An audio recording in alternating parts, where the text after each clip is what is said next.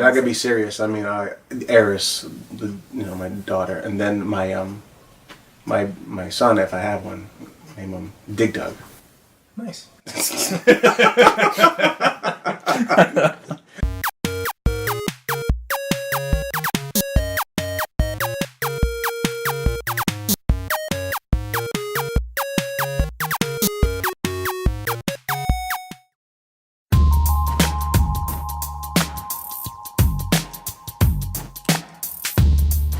My name is Gil. I have an account with a friend of mine, Matt, 8-Bit Addicts. We are pickers in the New York City area. What is a picker? To me, I guess is someone that goes around to garage sales, goes on applications that offer buy, sell, and trade opportunities for people to pick up items of value. For me, it's video games. I go out into the world as far as, I don't know how far we've gone before here. Pretty deep. Yeah, for 200 miles out into the middle of Pennsylvania to pick up a few items. And it's about finding them rather than just buying them. I mean, obviously, I could just buy it off eBay, but going out there and seeing something that's hasn't been played in like 15, 20, 30 years in the condition that it is. The thrill of the hunt. Yeah, the thrill of the hunt, that's what it is. I mean, you find a rare video game that's everybody's looking for, it's sought after, and it's like $300-400 on eBay and Amazon, and you see this guy put it up on offer up for like $15. I mean, it's locking that down, getting him to interact with you, trust you, and let him come to you, or you go to him and pick that item up, I love old dusty places that have basements that haven't been looked at for a while. Creating those relationships with those store owners and letting them know, listen, I just want to buy this. I'm gonna, I just want to take everything off your hands. Stuff that's just sitting there forever. There's a lot of old bike shops, old video game stores, old video rental stores, Cell phone stores. Yeah, big cell phone stores, that mom and pop shops that have been around for quite some time. Some of them, they're just sitting there and they have like the biggest amount of dust in them. It's like, wow, I can't believe it's been sitting for this long. I remember trying to entice my wife to go with me to Philadelphia. And it was pretty easy because she's a foodie and they have Federal Donuts out there. Definitely had to go out there for Federal Donuts and cheesesteaks. On the way there, I had agreed to meet this gentleman up who had enormous collection that he was a janitor for in a college, and all this stuff he just gathered and he just wanted to sell. He didn't really know the value; he just wanted to get rid of most of it. It was somewhere in the sticks and the outskirts of Philadelphia. I'd say about maybe 60 miles. Very ominous area behind this gated community. You go there. He happens to be the groundskeeper there as well. And come to find out that they're meth addicts and they're just trying to get rid of this to score money. So I was really weary. I told my wife to stay in the car because you never know what's gonna happen. And lo and behold, I get in there. It's the cliche drama on TV where the guy's in the dark corner and his friend's scratching at his neck and his wife looks like she has leathery skin. And then I look to the right and there is a table full of some of the most popular old school Super Nintendo 64 games, Nintendo rare accessories, and I was just blown away. Like, I didn't care how dangerous this was. I was just happy to be here in front of these items. How does it feel to support a drug addict? Well, as much money as he did to support my addiction in video games, it felt so great. Paying it forward. Yes, exactly. Back to you. Buy all the drug you can. One crack rock, please.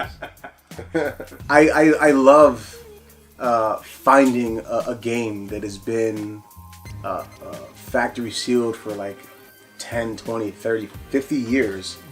And anything sealed, games, game consoles, it makes me die a little inside when someone opens one.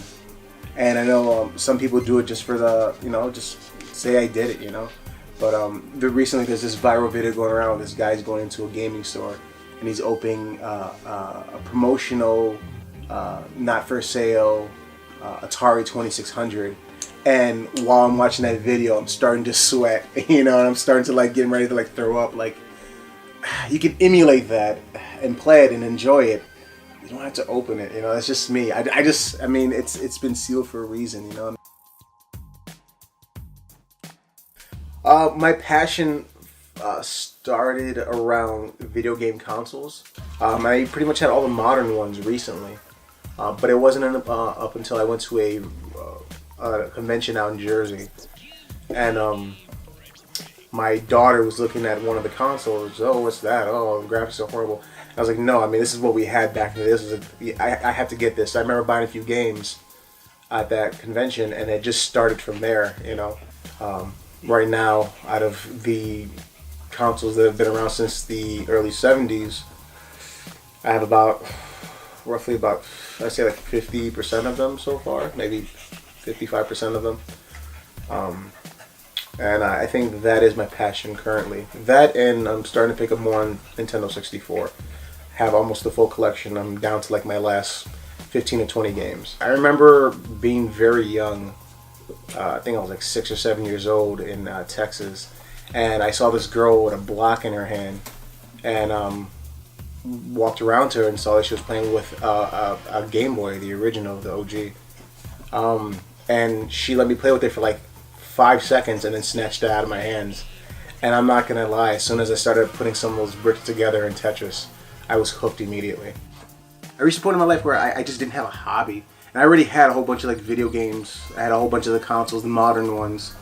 I was like, why not? I mean, I enjoy it, so why not do it and have fun doing it? Especially if you're gonna go out there and find them, if you're gonna find them at a bargain price. I mean, I found some consoles so cheap. I'm like, I can't do this. I gotta give you a little bit more. You don't know what you got, man. It started even harder when I met up with Matt. Because he had the same type of hunger, the same type of thirst for actually going out there and buying and selling, and then increasing our collections. I mean, him being into the whole NES, Legend of Zelda collection, and me being the console collection. I mean, a lot of them, when you start to get up to the rare ones, are really expensive, so we have to find a way to fund them. Gil and I met, we have a mutual friend, they would do jiu-jitsu together. His name's Matt. He was one of my first friends in the Bronx. We were at the Long Island Retro Gaming Expo last year. I was there with Matt and our boy Alan and Alan's friend. And he stopped to talk to somebody. And I was like, oh, whatever. I'm here to look for games, not here to chit-chat with people, But he was talking with Gil. So that was kind of our first encounter. And then, I guess fast forward a few months later, over at the Collector Cave on Middletown Road, Gil was there with his wife, and I'm there looking at games, and we were chit-chatting a little bit, but I know this guy. Yeah. It's like, yay. We kind of looked past that, and then a couple of weeks later, I'm talking to Matt, and he's like, oh yeah, my friend Gil, he has a great video game collection. I was like, huh, okay. So I meet him, I'm like, was that you at Collector Cave? He's like, yeah. The funny thing about that was it almost turned sour, only because the things that Matt was eyeing, I already picked up. Yeah. I think that for a while you said you wanted the power glove, yeah. So yeah. And as soon as I saw it, he gave me a good price. I was like, yoink, and I went in to get it the following day. It's like, oh yeah, some guy named Gil picked it up yesterday.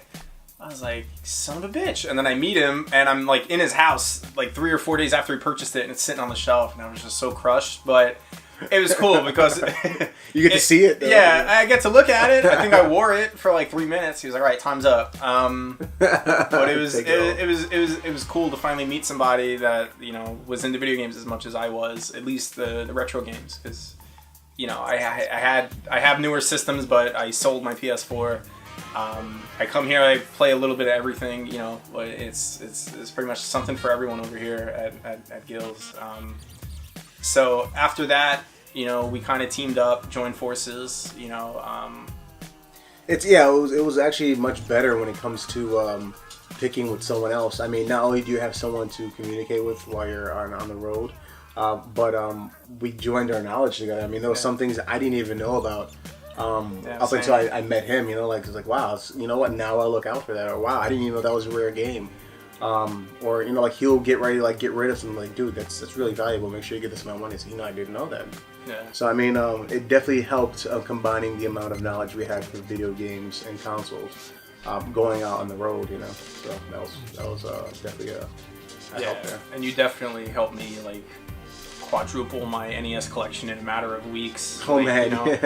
I had Castlevania Legends for Game Boy. I traded that to you. I had Metal Gear Solid for Game Boy Color. I traded that to you, and you helped me get. I still can't get rid of those games because I feel bad. I feel like if I get rid of them, you're gonna hate me. It's like, well, they're mine now, but still, I know how much sentimental value. I kind of feel. I mean, I got them for free from a friend for helping him move like 11 years ago. You know what I mean? Yeah, you're gonna sell them. But now I'm going for. I didn't know that. I'm going for the complete NES set, and now I think I'm kind of leaning towards the Game Boy set. So I have a feeling that they're gonna come back to me.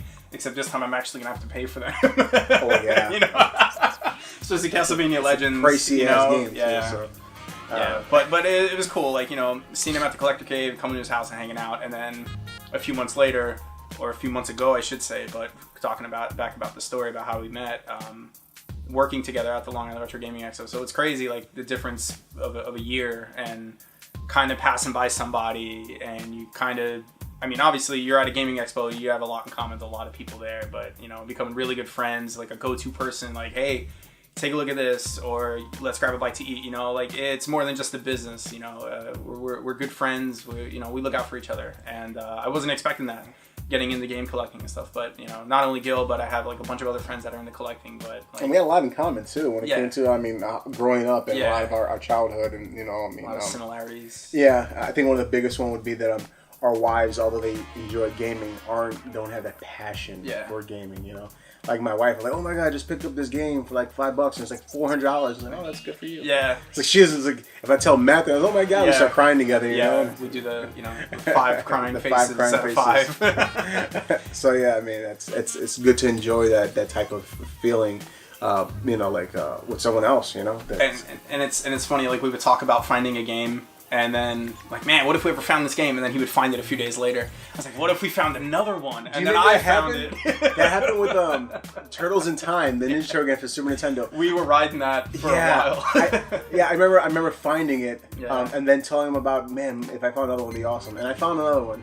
And I'd be like, yeah, you know what? I'm just gonna go for a third one. It's gonna be out there, and like a week later, I'd find like a third Mexican, variant copy. Yeah. I was like, no, F you, man. You're not gonna find a fourth turtle. And he's then like, they found no, a fourth there one. will be 4 turtles. And yeah, I actually ended up having 4, and I would have had 5 if he copped his up, but he never did. So. Yeah. And then you found a complete in box one. Complete in box one. Yeah, man, that was fun. And you found Shantae. A while later, I found it. You found Earthbound. I'm still waiting to find mine. I was still jealous that you found Shantae though, for $5. Yeah, I mean, I found it for just as cheap and a lot, but I mean, like here in the Bronx, I found it here in the Bronx, and to me that was massive. I had a crazy amount of hate though when you said that. You should see my wife. I was like, yeah, I can't believe I was so mad. It's like I need to be alone. From me, yeah. I need to be alone. I was like, man, I could have, like, damn. I mean, I love the fact that if anybody found that, it was him, But now, when I find it again, I gotta keep it. You think you're gonna find it again? Hey man, positivity. Well, it's true. It's such a grail game, though, man. Yep. It's funny. My wife, we always had this ongoing joke that this idiosyncrasy we had, where anything electronic that she bought with her money or with her hands would die immediately, and it went on for quite some time. Every time she bought me something, it would just die out. I think my kids enjoy it more. Once in a while, if I have time, I'll pop out a game. They're really more into the modern stuff. They like looking at it, but they're like, I'll play like an app, or I'll play Minecraft or something like that. Slenderman. For me, it's more of the visual stimulation of seeing it. I mean, because what I would do, I mean, out of respect of the things that I do buy, is I would buy it, a habit, and then I would emulate it, so that way it would be like all compressed. So then I'm like, oh, we should play this. It's like, all right, cool. Let's just throw in the emulator and play it. We don't have to like bring down the console and plug it in and find a space for it and go to the right input. So pretty much almost for everything I have emulation for. So I could have it there, not touch, not worry about it deteriorating value, breaking, whatever happens to it, water damage, and just play it, you know. So I mean, yeah, I mean, me and my kids have gone through hours and hours of playing a lot of NES games, Super NES games, Game Boy games on the emulators, and they enjoy it, you know, but for a very small period of time. As you see, Dorothy brought out her bed to show you her bed here. Is very nice, Dorothy. Thank you very much, Dorothy, for the bed. Oh man. And your daughter, her name is? My daughter's name is Eris. My wife named her after the character from Final Fantasy VII. You know, rest in peace. She was maliciously stabbed in the back by Sephiroth. That was as long as she doesn't meet someone named Sephiroth, we're good. We're good. Funny, I knew someone named Sephiroth, but good thing is, yeah, it's, you know, they're not going to meet up. So, I mean, I remember recently we did a Long Island Gaming Expo, and we had a really successful turnout. Sold almost like 60% of the stuff we came there with, but there was so much stuff left over that I wanted to sell at that expo that didn't sell. So I usually take it to a lot of mom and pop game shops that they could sell it for a very reasonable price to some of the I guess the locals and neighborhood gamers. Recently I went to see a friend of mine named Steve who owns Brooklyn Video Games, a really great guy, really great place too. Very fair with his buying prices and his selling prices. And although I could have just gone up the block and sold all these excess games, I needed to go to him. And it's funny because I could go up the block in like 2 minutes, or I could go 2 hours into Brooklyn through traffic, fight through traffic, just to get to him and give him all the things that I have.